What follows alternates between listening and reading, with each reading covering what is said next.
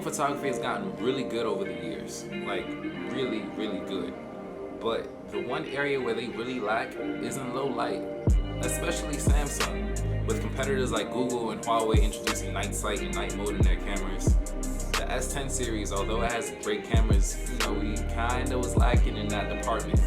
Well, Samsung just sent out a software update that includes a manual night mode that users can use whenever they want. So it's getting pretty dark.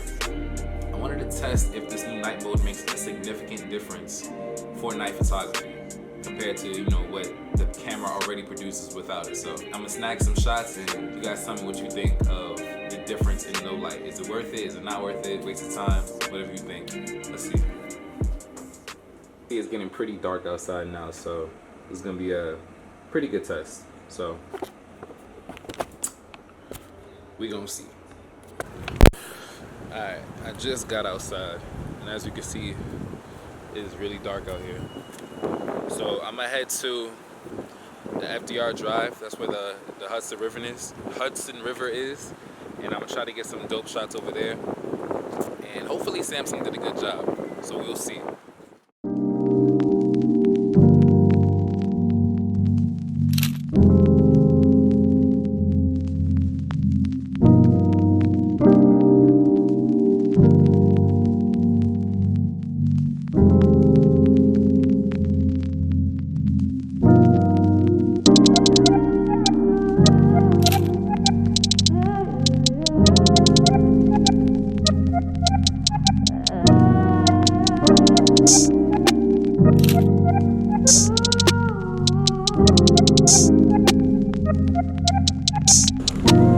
Alright, this new night mode, I don't know how I feel about it so far. I'm gonna look at the images when I get to my house on the computer, but the exposure is held out for so long. It's like, obviously your hands are gonna move, you're gonna jerk.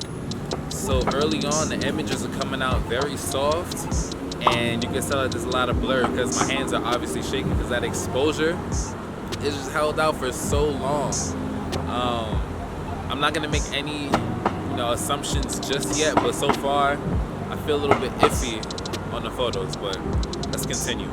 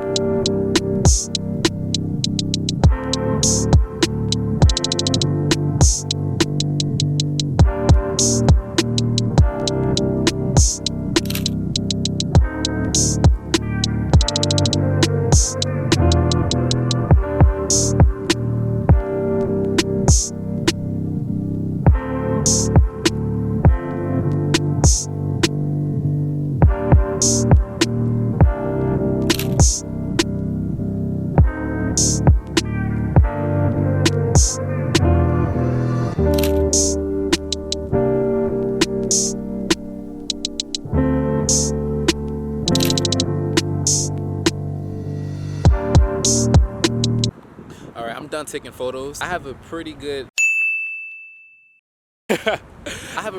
idea.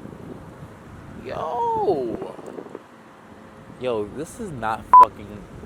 Yo, I can't right now.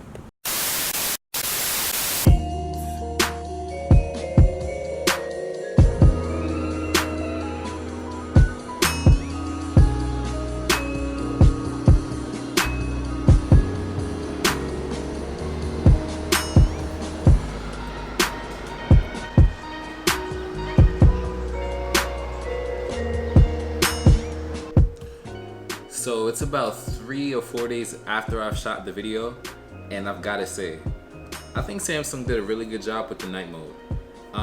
Going through some of the photos, obviously when you're upping the exposure or the ISO to your camera, you're gonna introduce some level of noise. But I feel like it's tolerable for the result that's achieved.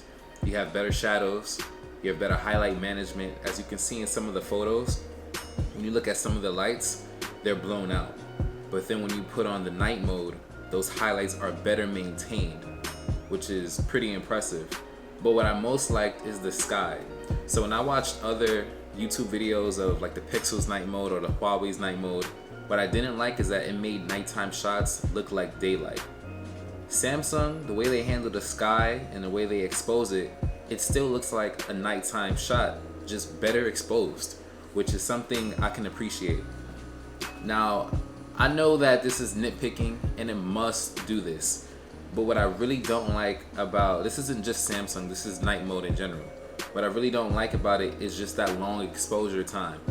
Unless you're like perfectly still, you're gonna introduce some level of handshake, which is gonna put blurriness in the photos. So at least when I was counting down, it was like 8 or 7 seconds for the exposure. It also depends on certain lighting conditions. Obviously, if it's brighter, that exposure time is cut down significantly. It took about like maybe 1 to 2 seconds when there was a lot of light.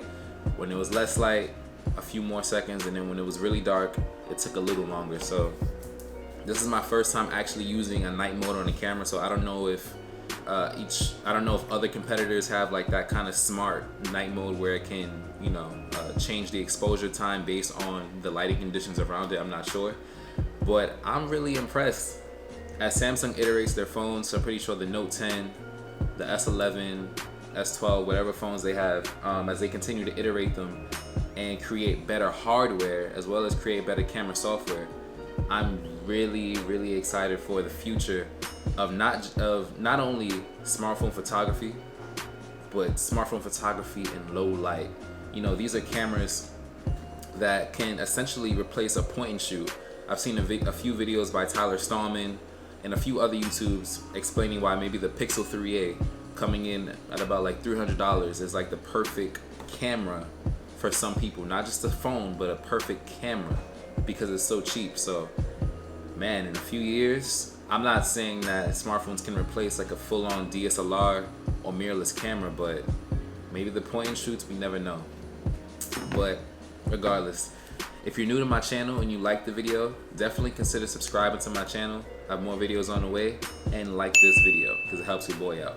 Follow me on social media at DDames. I'll just say on Instagram. Twitter, I'm using Twitter now for memes. So follow me on Instagram so you can keep up with what I'm doing, and stay blessed. I'll be giving you guys the next one soon. Deuce.